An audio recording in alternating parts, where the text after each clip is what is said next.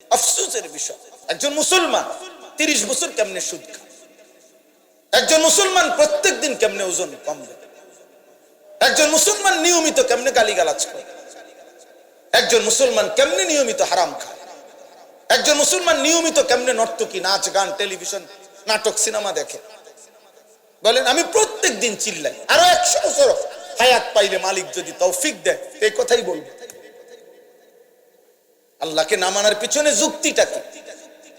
আল্লাহকে না মানার পিছনে কারণটা কি? আব্বা, যার শরীর, যার সুস্থতা, যার দেওয়া যৌবন, যার দেওয়া চোখ, নাক, কান, নিঃশ্বাস, তার সেজদা না দেওয়া, তার হুকুম না মানা, এত বড় গাদ্দার মানুষের বাচ্চা হয় কেমন? জালেম আসবে, জালেম যাবে, পাপী আসবে, পাপী যাবে। আরামখোর নাফরমান পৃথিবীতে কয়দিন অহংকার আর বড়াই করবে, আবার একদিন কবরে চলে যাবে, কিন্তু দিন থাকবে, ইসলাম থাকবে, কোরআন থাকবে। এই জন্য দোস্ত, হায়াতের কদর করেন, জিন্দেগির কদর করেন, জিন্দেগির কদর। যুবক ভাই, তোমাদের কাছে অনুরোধ ভাই, এমন সুন্দর হায়াত নষ্ট করো না। সুস্থ সবল এই হায়াত আর মিলবে না, যৌবন আর মিলবে না, যৌবন আর মিলবে না, সুস্থতা হয়তো আবার আসবে না। একবার কাজ হয়ে গেলে আরেকবার সোজা হইতে কঠিন, কঠিন।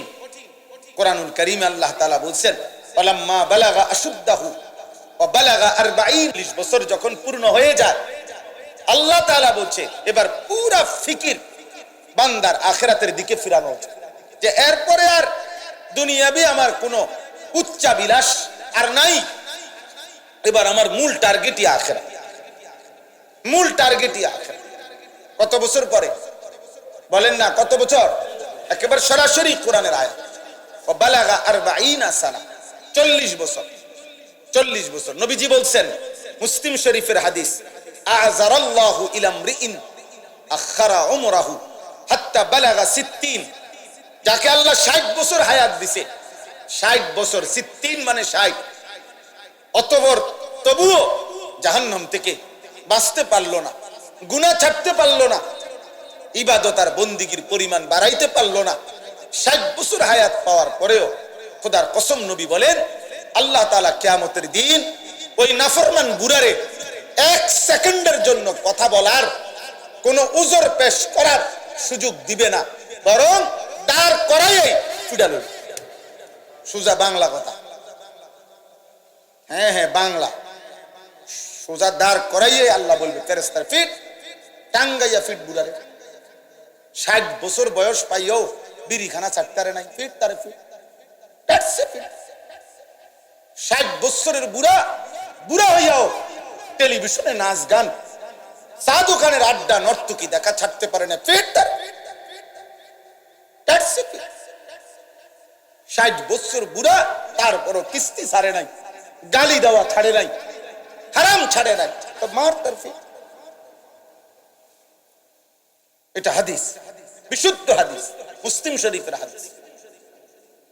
তাহলে এই জন্য দয়া করে প্রত্যেকেই ফিকির করবে, দয়া করে প্রত্যেকে ফিকির করবে। আল্লাহ আমাদেরকে তৌফিক দান করেন। আমি যে আয়াতখানা পড়ছি, সূরা হুদ, কোরআনুল কারীমের 11 নম্বর সূরা, 12 নম্বর পারা, সূরা হুদ। কি নাম বলেন? এই সূরা হুদের 3টি আয়াত, 17, 18, 19, এই 3টি আয়াত আমি আপনাদের সামনে পড়েছি। আর অল্প একটু সময় আমি এই 3টি আয়াত সামনে রেখে আরেকটু কথা আপনাদের সামনে পেশ করতে চাই। প্রথম কথা, লম্বা বললাম, সময়ের গুরুত্ব, হায়াতের গুরুত্ব। আমি আপনি, আল্লাহ যেন আমাদের প্রত্যেককে তৌফিক দান করেন। দোস্ত, রাত শেষে হয়ে যায়, দিন চলেই যায়, কখন যেন আমারও আজকে এখন নিজেদেরও মনে হয় কখন যেন হায়াত শেষ মনে হয়। এই যখনই এখন ঘুমাই, একলা মনে হয়, তখন মনে হয় শরীর অনেক ক্লান্ত হয়ে গেছে, দুর্বল হয়ে গেছে, বয়স হয়ে গেছে। এমনই জিন্দেগি।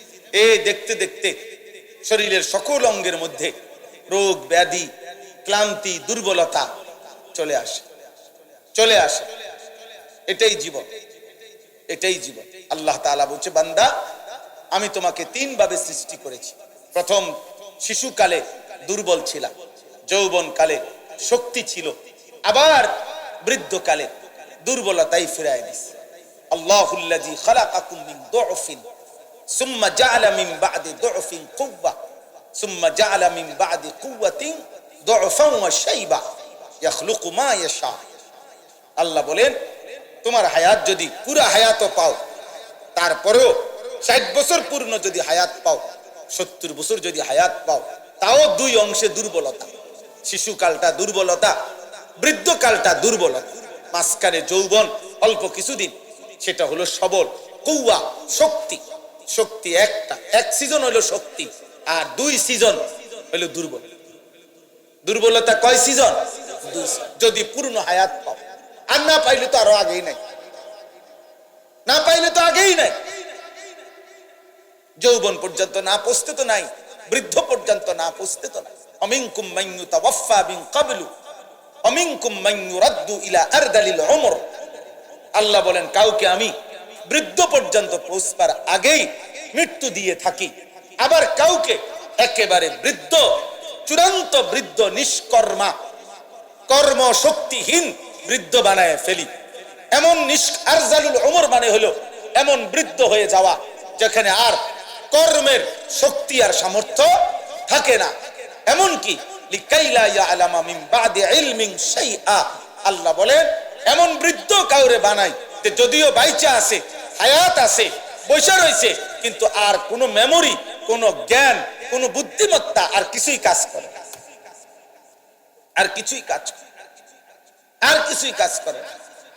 আমার আব্বারে আমি শেষ 7 বছর দেখছি, এই শুধু হু হা করতো, কি কও, কিছুই বুঝতো না। মাকে এখন দেখি, আম্মাকেও দেখি, এই কিছুই তেমন বোঝে, কোনো কিছুই মনে রাখতে পারে না, কিছুই বোঝে না। মোবাইলটা পাশে বাজতেছে, রিং হয়, বুঝে না। মোবাইলটা যে ধরতে হবে এটাও বুঝে। এই তো জিন্দেগি, এই তো জিন্দেগি। আল্লাহ আমাদেরকে কদর করার তৌফিক দান করেন। এখানে যে আয়াতটি 17 নম্বর আয়াত, 17 নম্বর আয়াতে প্রথম কথা হলো আল্লাহ তাআলা বলছে, বান্দা তোমার সামনে আমি 3টা জিনিস সামনে রাখছি। এই 3টি জিনিস যার সামনে আমি রেখেছি, সে আমি আল্লাহকে অস্বীকার করার কোনো যুক্তি নাই, আমি আল্লাহকে না মানার পিছনে তার কোনো যুক্তি নাই। এমন 3টি জিনিস আমি আল্লাহ তাআলা তোমার সামনে রাখছি। 1 নাম্বার ফিতরাত, এটারে এখানে বলছে বাইগিনা। তোমার সাথে আমি আল্লাহ তাআলা আমাকে মানার, আখিরাতকে মানার একটি শক্ত মজবুত দলিল তোমার সাথে আছে।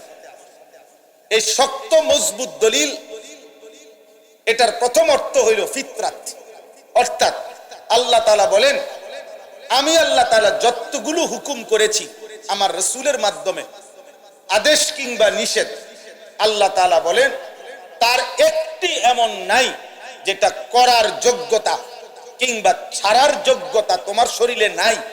এমন ভাবে আমি একটি বিধানও দেই নাই, বরং আমি তোমাকে সৃষ্টি করেছি, আর সৃষ্টিগত ভাবেই আমার হুকুম মানার পূর্ণ যোগ্যতা দিয়েই আমি তোমাকে মায়ের পেট থেকে জমিনে পাঠাইছি। যে যোগ্যতা তোমার দেহে নাই, সৃষ্টিগত ভাবে দেই নাই, এমন কোন বন্দিগি তোমারে করতেও বলি নাই, এমন কোন হুকুম বলি নাই, এমন কোন নিষেধ করি নাই যেটা করার মানার যোগ্যতা তোমার মধ্যে নাই, এমন না। বরং শরীরের, আমাদের শরীর, আমাদের স্বাস্থ্য, আমাদের জীবন, আমাদের দেহের অঙ্গ প্রত্যঙ্গ প্রত্যেকটাই আল্লাহর বিধান মানার উপযোগী। আল্লাহর বিধান মানার কি বলেন না, উপযোগী, উপযোগী। আমাদের খুলনার হযরত, বাংলাদেশের একজন অন্যতম বুজুর্গ, করাচি হযরত কুতুবে আলম আরিফ বিল্লাহ হযরত মাওলানা শাহ হাকিম মোহাম্মদ আখতার রাহমাতুল্লাহি আলাইহির অন্যতম খলিফা হযরত মাওলানা মুফতি নুরুল আমিন সাহেব, খুলনার হযরত বলে ওনারে। আমরা সব সময় হযরতের কাছে যাই, বছরে 3-4 বার হযরতের খানকায় সময় কাটাই। গত সপ্তাহেও ছিলাম 2 দিন।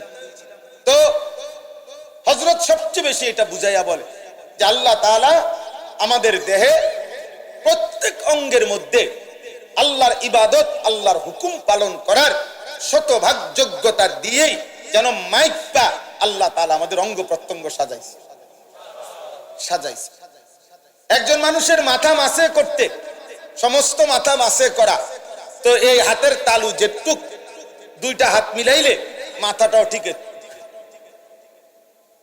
এতটুক, এখান থেকে এই পর্যন্ত যেটুক দুই হাতের মাথা মুখ, সমস্ত মুখ ধৌত করতে এতটুকুই, এখান থেকে এখান যেদূর, এখান থেকে এখানে।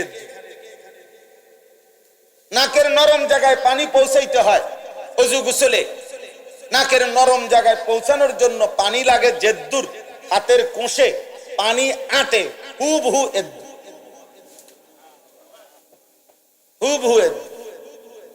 এতটুকু। প্রত্যেক অঙ্গ মাফা মাফা, প্রত্যেক অঙ্গ মাফা। আল্লাযী খালাকাকা ফাসাওয়াকা ফাআদালাক। আল্লাহ নিজে বলছে, জানো বান্দা, আমি তোমাকে সৃষ্টি করেছি, আমি তোমার শরীরের অঙ্গ প্রত্যঙ্গ সাজিয়েছি, আমি একটি অঙ্গ আরেকটি অঙ্গ সামঞ্জস্যপূর্ণ আমি করেছি। এই 4 আঙ্গুল সোজা, এটা আমি করেছি। এই বৃদ্ধাঙ্গুল একটু বাঁকা, এটা আমি করেছি। এই 4টা সোজা রাখারও হিকমত আছে আলাদা, এটা বাঁকা রাখার হিকমত আছে আলাদা। প্রত্যেকটা আমি আল্লাহ তাআলা পরিকল্পিত।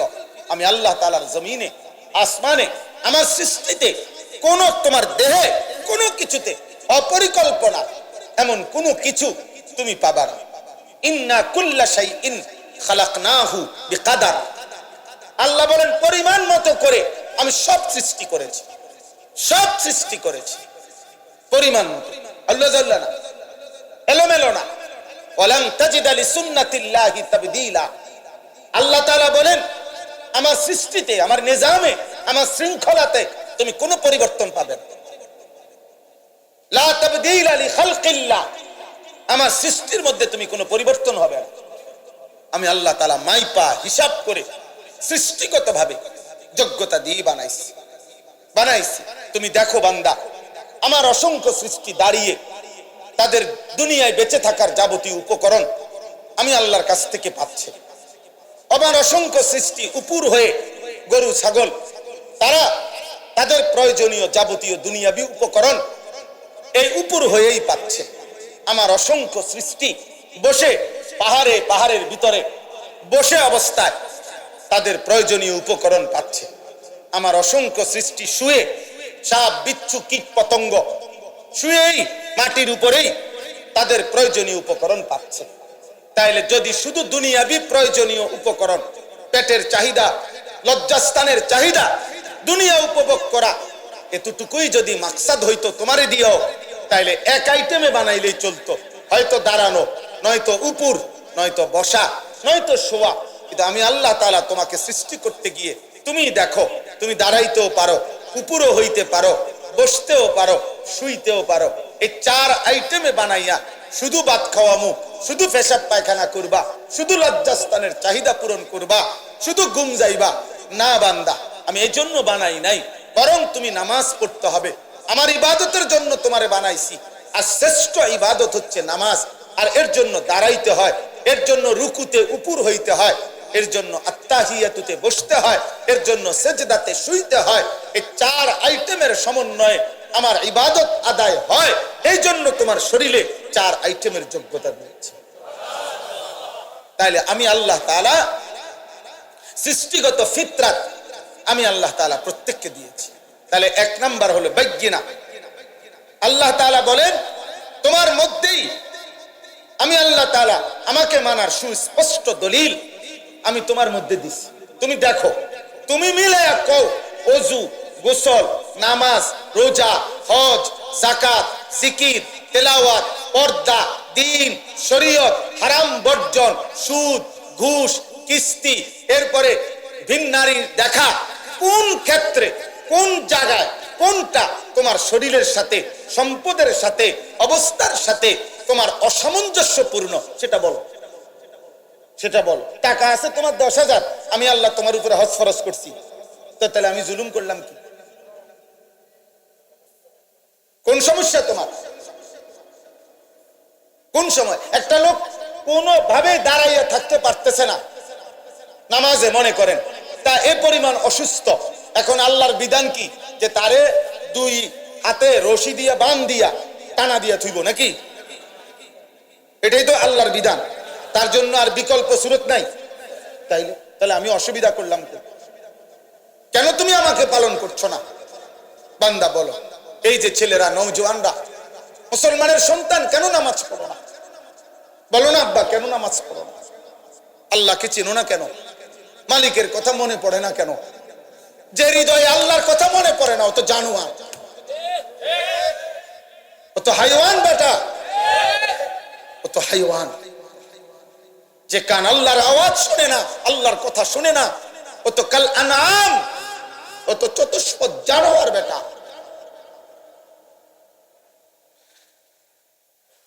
যে চোখ আল্লাহ তাআলার আয়াত দেখে না, রবের এই কুদরত দেখে না,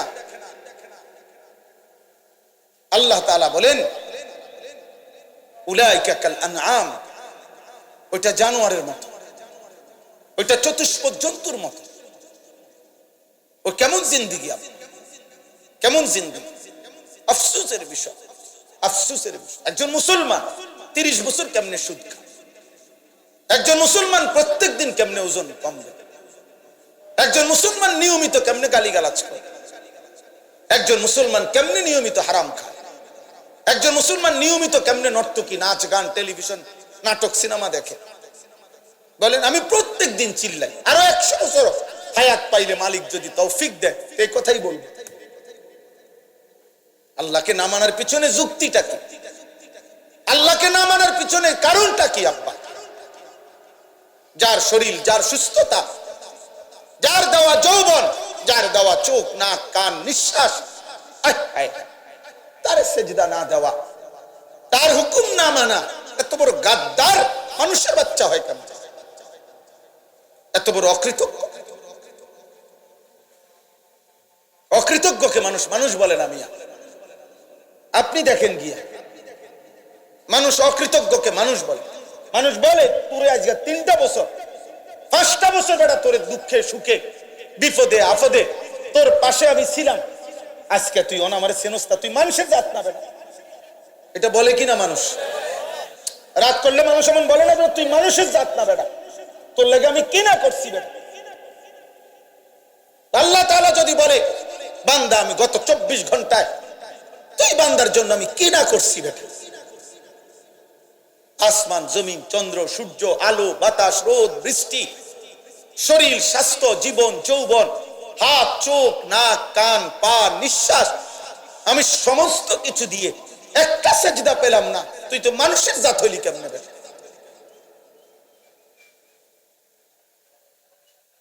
দুনিয়াতে তো মানুষের নুনের খোটা দেয় বেটা, নুনের। মানুষের কোনাতে একটা নিমক হারাম। নিমক মানে কি? নুন। নিমক বলে কাকে? লবণ। লবণ, লবণ রে বলেন নুন, মানে নুনের খোটা দেয় মিয়া। একটা বন আর 1 কাপ চা খাওয়াইয়া 15 দিন পরে যদি আবার একদিন ডাকে, হ্যাঁ, এ যদি না শোনে তো মানুষের দ্বারে বদনাম করে। আও মানুষ নাই ওনার, মানুষের মধ্যে ইনসাফ নাই। কি হইছে? এতে গত 15 দিন আমি নিজে তারে একটা বন খাবাইছি, 1 কাপ চা খাবাইছি, আজকে কদ্দুর ডাক দিছি, চেনেও না। বাপরে বাপ, একটা বনের কৃতজ্ঞতা।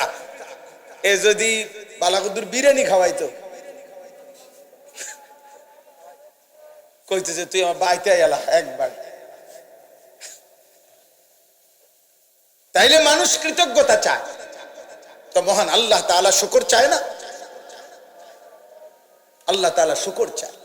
কোরআনুল কারীমের মধ্যে আছে, আল্লাহ তাআলা বলছেন আমি আল্লাহ তাআলা বান্দাকে সৃষ্টি করেছি, সৃষ্টি করে আমি এবার দেখছি ইম্মা শাকিরা ওয়া ইম্মা কাফুরা, আমার বান্দা কি শাকির কৃতজ্ঞ নাকি কাফুর অকৃতজ্ঞ?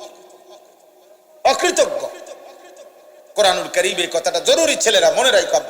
আল্লাহর ইবাদত এটা শুকর, আল্লাহর কৃতজ্ঞতা এটা আল্লাহকে সেজদা দেওয়া, আল্লাহর গোলামি করা, আল্লাহর হুকুম পালন করা। প্রত্যেকটা ইবাদত, প্রত্যেকটা হুকুম পালন, এটা কি? শুকর।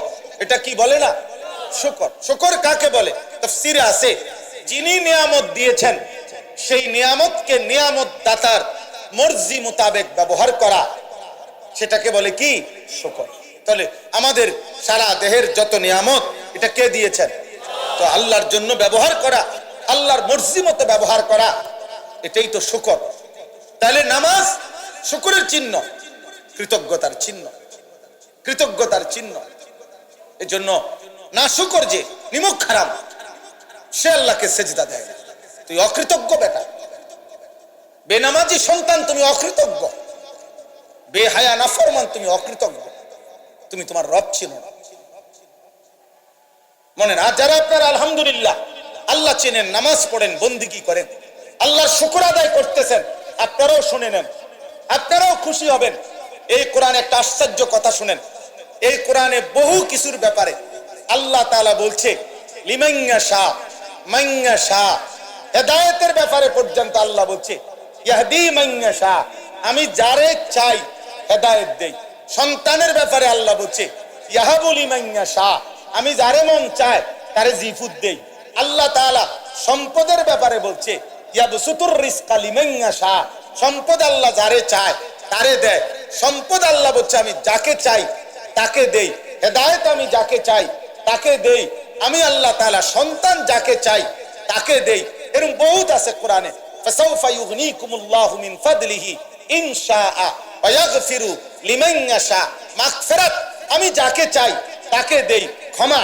কিন্তু আল্লাহ তাআলা বলেন শুকর করলে, শুকর করলে এর বিনিময় যাকে চাই তাকে দেই। এটা কোরআনের কোথাও বলে নাই। আল্লাহ বলছে যে শুকর করবে আমি তাকেই বিনিময় দিই। এজন্য কোরআনের শুকরের ক্ষেত্রে মাইয়া শাহ লিমাইয়া শাহ নাই। ওয়াসায়াজিল্লাহু শাকিরিন ওয়াসানাজিস শাকিরিন, শুকরকারী আল্লাহ বলেন আমি আল্লাহ তাআলা বললাম শুকর করলেই বিনিময়, যাকে চাই তাকে চাই না, সব সবাই, বাচ্চুত সবাই, মাঝি সবাই, দাদা নাতি সবাই, জওয়ান বুড়া সবাই। সুবহানাল্লাহ। সানাজিস শাকিরিন, আমি অবশ্যই শুকরকারীকে কি দেব? বিনিময় দেব। এখানে কি নাই? মাইয়া শাহ নাই, লিমাইয়া শাহ নাই, সবাই দেবে। তো চলেন নিয়ত করি ইনশাআল্লাহ এই যোগ্যতা দিয়ে, এই শরীর স্বাস্থ্য জীবন যৌবন দিয়ে আল্লাহর দেওয়া এই নাজ ও নিয়ামত ভোগ করে আল্লাহকে সেজদা করব ইনশাআল্লাহ। বলেন ইনশাআল্লাহ। যুবক ভাই বলো ইনশাআল্লাহ। প্রিয় ভাই আল্লাহর সাথে সম্পর্ক বাড়াও। কোন মানুষ পৃথিবীতে, কোন ব্যক্তি কিংবা দল তোমার নিরাপত্তা দিবে না রে আল্লাহ। নিরাপত্তা আসমানওয়ালার হাতে। নিরাপত্তা কার হাতে?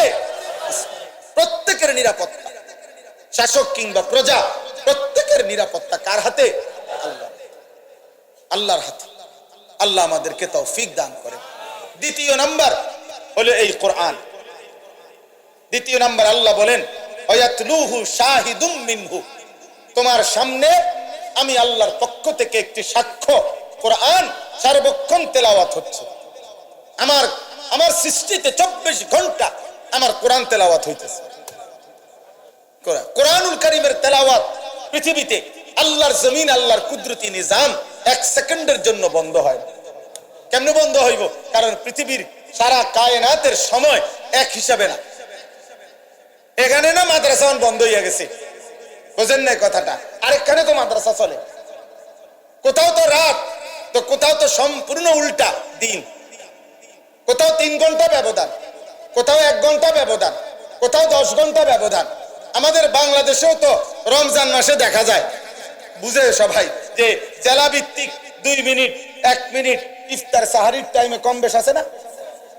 তো বলেন, এজন্য বললাম আল্লাহ তাআলা বলেন আমার কোরআন 24 ঘন্টা জমিনে পড়া হচ্ছে। তুমি দেখো 1 সেকেন্ডের জন্য কোরআনুল কারীম পৃথিবী থেকে গত 1450 বছরে কোন বছর, কোন মাস, কোন সপ্তাহ কোরআন কি হয় নাই? নিশ্চিহ্ন হয় নাই। হয়েছে? করোনার সময় কথা বলেন না, করোনার সময় কোরআন তেলাওয়াত হয়েছিল? হয়েছে, হয়েছে, আলহামদুলিল্লাহ হয়েছে। আরো বেশি হয়েছে, বেশি হয়েছে। মাদ্রাসাগুলো বন্ধ করে দিছে, কিন্তু আলহামদুলিল্লাহ কওমি মাদ্রাসার সন্তানরা কমপক্ষে কওমির আলেম তালেবে ইলমরা ঘরে ঘরে উম্মতের কাছে প্রত্যেক জায়গায় কোরআনুল কারীমের শত শত খতম করেছে। কোরআনুল কারীমের তেলাওয়াত বন্ধ হয় না। কোরআন বন্ধ হওয়ার জন্য আসে নাই, কোরআন বন্ধ হওয়ার জন্য আসে নাই। আল্লাহ তাআলা কিয়ামত পর্যন্ত ইসরাফিলের ফু পর্যন্ত জমিনে যেটা বরাদ্দ দিয়ে দিবেন সেটা বন্ধ হবে না। কোরআন কোনোদিনও বন্ধ হবে না। কোরআন পড়নেওয়ালা বন্ধ হবে না, কোরআনের ঘরও বন্ধ হবে না। মসজিদ শেষ হবে না, মাদ্রাসা শেষ হবে না, উলামা শেষ হবে না, আল্লাহর কোরআনও শেষ হবে না। জালেম আসবে, জালেম যাবে, পাপী আসবে, পাপী যাবে। আরামখোর নাফরমান পৃথিবীতে কয়দিন অহংকার আর বড়াই করবে, আবার একদিন কবরে চলে যাবে, কিন্তু দ্বীন থাকবে, ইসলাম থাকবে, কোরআন থাকবে। এই হলো 2। 3 নাম্বার, অমিন ক্বাবলিহি কিতাবু মূসা ইমামান ওয়া রাহমা। এটার সংক্ষেপ কথা হইল পূর্ববর্তী সমস্ত নবী এবং আসমানি কিতাব। শুধু শ্রেষ্ঠতম কিতাবের নাম তাওরাত মূসা নবীর কাছে আল্লাহ, মানে কোরআনের অতিরিক্ত, কোরআনের বাইরে বাকি সমস্ত আসমানি কিতাবের মধ্যে সবচেয়ে বড় হলো তাওরাত।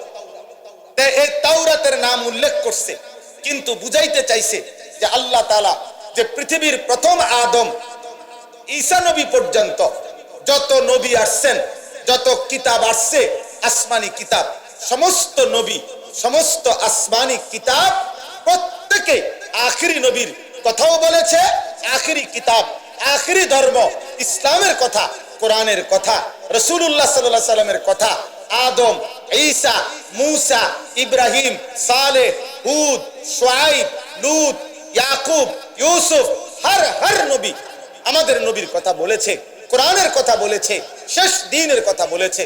পৃথিবীর শুরু থেকে যে আওয়াজ ছিল নবী সাল্লাল্লাহু আলাইহি সাল্লামের, পৃথিবীর শুরু থেকে এই আখিরি দিনের কথা ছিল। তাইলে বান্দা পৃথিবীর প্রথম দিন থেকে চলমান আলোচিত যেই ব্যক্তি নবী মুহাম্মদ সাল্লাল্লাহু আলাইহি সাল্লাম, সে তুমি পাইলা, কোরআন তুমি পাইলা, তোমার শরীরের মধ্যে তুমি আমাকে মানার যোগ্যতা পাইলা, এর পরেও আমারে না মানার কি কারণ থাকতে পারে? বলেন না, আল্লাহকে না মানার কি কারণ থাকতে পারে? বলেন, কোন কারণ থাকতে পারে? বলেন। অতএব আমার কথা আমি শেষ করে দিচ্ছি, দয়া করে এইটা মনে রাখেন। তাহলে কয়টা হলো? কোন? 3টা। 1 নাম্বার ফিতরাত। বলেন, বলেন না, কি কইছি?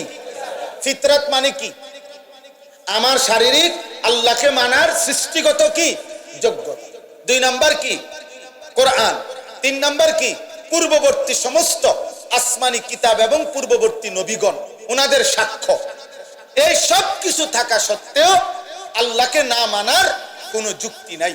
এজন্য আল্লাহ বলেন, এইগুলো যে পেয়েছে, উলাইকা ইউমিনুনা বিহি, এদের মধ্য থেকে যারা আল্লাহর এই দ্বীনের উপরে, আখিরি শরীয়তের উপরে ঈমান এনেছে, তা আল্লাহ তাআলা বলে তাদের ঈমান তো গ্রহণযোগ্য। আর ওমাইয়াকফুর বিহি মিনাল আহজাবি ফান্নারু মাওঈদুহু, আর যারা এই সমস্ত কিছু পাওয়া সত্ত্বেও নাফরমানি করলো, আল্লাহ বলেন আমি আল্লাহ ওয়াদা দিলাম জাহান্নাম তাদের ঠিকানা। নাউযুবিল্লাহ। তোমার শরীরে যোগ্যতা ছিল, তবুও মানলা না। কোরআন তোমার সামনে ছিল, তবুও মানলা না। সমস্ত আসমানি কিতাব, পৃথিবীর ইতিহাস এই আখিরি নবী আর ইসলামের কথা বলেছিল, তবুও মানলা না। অতএব আজ তোমার জন্য জাহান্নামী ঠিকানা। নাউযুবিল্লাহ। ফালা তাকু ফি মিরয়াতিন মিনহু, হে নবী, অতএব ইমানদার ইমানের বদলা নিবে, বেঈমান বেঈমানের বদলা নিবে, এই ব্যাপারে আপনি কোনো সন্দেহ পোষণ করবেন না। আমি মুমিনকে মুমিনের বদলা দেব, বেঈমানকে বেঈমানের বদলাই দেব। ইন্নাহুল হাক্কু মির রাব্বিকা, এই ফয়সালা সত্য সঠিক আপনার রবের পক্ষ থেকে দেওয়া হইল, কাজেই এর এক সুতা নড়চড় হবে না। কথা বোঝেন নাই? ইমানদারকে পুরস্কার দিবে, এই কথারও নড়চড় হবে না। বেঈমানকে জাহান্নাম দিবে, এই কথারও কি হবে না? নড়চড় হবে না। ওয়ালাকিন্না আকসারান নাসি লা ইউমিনুন, এতটা মজবুত করে বলার পরেও আল্লাহ বলে যে তবুও অধিকাংশ মানুষ আমি আল্লাহর কথা মেনে নিচ্ছে না, মেনে নিচ্ছে না। আপনারা এখানে আমরা চিন্তা করে আমরা কেন আল্লাহর নাফরমানি করছি, অথচ চিন্তা করিলে আল্লাহকে না মানার, আল্লাহকে না বুঝার কোনো কারণ থাকতে পারে না। আমরা যে কেউ সামান্য বিবেক খাটাইলেই আল্লাহর অস্তিত্ব আমাদের হৃদয়ে অনুভব হয়, আল্লাহকে মানার গুরুত্ব আমরা বুঝি। এত কোরআনের বাণী, নবীদের এত ধারাবাহিক বর্ণনা, যুগ যুগ ধরে ওলামায়ে কেরামের এত আহাজারি, এই সব কিছু কোনোটাই আপনার হৃদয়ে রেখাপাত করে না। আল্লাহ আমাদেরকে হেফাজত করেন, আল্লাহ আমাদেরকে হেফাজত করেন। আমার ভাই, আমি আপনাদেরকে এটাই তাইলে বুঝাইলাম আজকে যে এক নাম্বার হলো আমাদের দেহের মধ্যে আল্লাহকে মানার যোগ্যতা আছে কিনা, আমাদের সামনে কোরআন আছে কিনা। পৃথিবীর ইতিহাসের শুরু থেকে আমাদের নবী সাল্লাল্লাহু আলাইহি সাল্লামের ব্যাপারে আলোচনা চলছে কিনা। তাইলে কোনো কারণে, কোনো যুক্তিতে আল্লাহকে না মানার, ইসলামকে না মানার, দ্বীনকে না মানার কোনো যুক্তি নেই, কোনো কারণ হইতে পারে না। অতএব দয়া করে আজকের এইটুকু সময়ে আপনাদের প্রত্যেকের কাছে আমরা অনুরোধ করছি, আমি আমার অনুরোধ করছি যে আমরা দ্বীন মানি, আল্লাহকে মানি, আল্লাহর দ্বীনকে মানি। দ্বীনকে ভালোবাসেন, মসজিদকে ভালোবাসেন, মাদ্রাসাকে ভালোবাসেন, ওলামাকে ভালোবাসেন, আখিরাতকে ভালোবাসেন। বলেন ইনশাআল্লাহ। আল্লাহ ওয়ালাদের সাথে সোহবত সান্নিধ্যে কাটান, নেককার ওলামাদের সাথে জীবন কাটান। বলেন ইনশাআল্লাহ। আপনারা দেখছেন মাদ্রাসা, বাচ্চা ছেলে যায় নামাজের জানাজা দেখাইছে। আসলে এখন তো আলহামদুলিল্লাহ সারা পৃথিবীতে নুরানি পদ্ধতি, যার কারণে এখন আর খুব বেশি প্রদর্শনীয় দেখাইতে হয় না। সারা পৃথিবীবাসী জানে, সারা বাংলাদেশের মানুষ জানে যে বাংলাদেশে এই ছোট্ট মাসুম বাচ্চাদেরকে দ্বীন শেখানোর জন্য একটি পরীক্ষিত, প্রমাণিত, কার্যকর একটি পদ্ধতি নুরানি পদ্ধতি। বলেন আলহামদুলিল্লাহ, বলেন আলহামদুলিল্লাহ। আমাদের কওমি মাদ্রাসায় যুগ যুগ ধরে এটা আলহামদুলিল্লাহ পড়ানো হচ্ছে।